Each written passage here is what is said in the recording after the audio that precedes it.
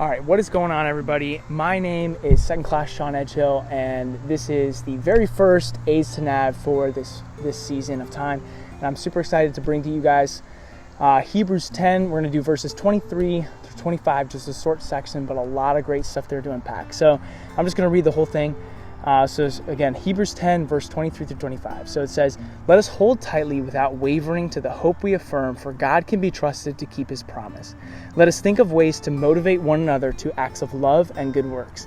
And let us not neglect our meeting together, as some people do, but encourage one another, especially now that the day of his return is drawing near."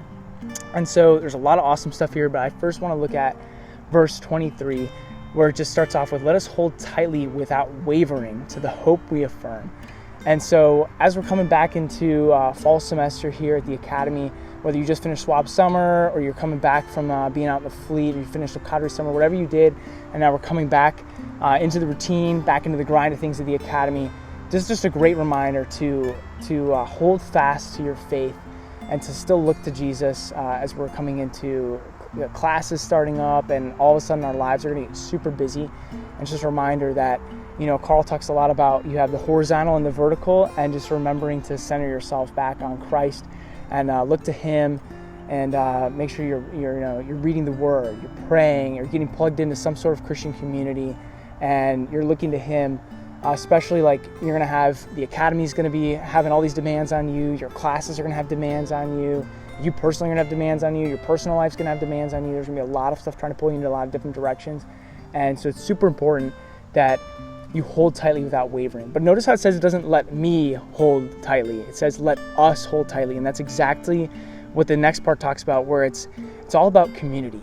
And if you don't have a good Christian community, you're not going to be able to make it through this alone. God did not design Christianity to be this one-on-one, just me and God doing our thing. He designed it for us to do it as a community of believers and to do that together. And so I really encourage you, if you're not a part of any of the Christian ministries that are on base, I encourage you to get plugged in. You don't have to do everything. You don't have to do, you don't have to sign up for every single thing that's going on and always be there all the time. But just plug into something so you have something to fall back on, whether that's just one of the weekly Bible studies, or that's just coming to FNF, or one of the lunch excusals. Just have something to plug into where you can have a Christian community to fall back on is critical. Like I said, you're going to be pulled in all these different directions, and being able to fall back in a community that'll support you when things are going tough and also support you when things are going great is super, super important. And it's going to help you continue to grow in your faith together. And again, it says here in verse 25, let us not neglect our meeting together. It's like God literally designed us to meet together, to praise and worship him, and to have that community. And so that's super important. And I mean, the end of 25 is just awesome, especially now that the day of his return is drawing near, right? We're not promised. We don't know when God's coming back. I think it would be sick if God just came back tomorrow and trumpet sound, we're going war for Jesus, you know what I'm saying? But it's just anticipation, right? We're supposed to be a community together, and this is just saying we don't know when God's coming back. So it's super important that we're ready to go as a community of believers. So yeah, just some encouragement going into this fall semester. Still look to Jesus, center yourself with him, and make sure you're plugged into a Christian community so that you can let us hold tightly without wavering to the hope that we affirm, and maybe motivate one another to acts of love and good works.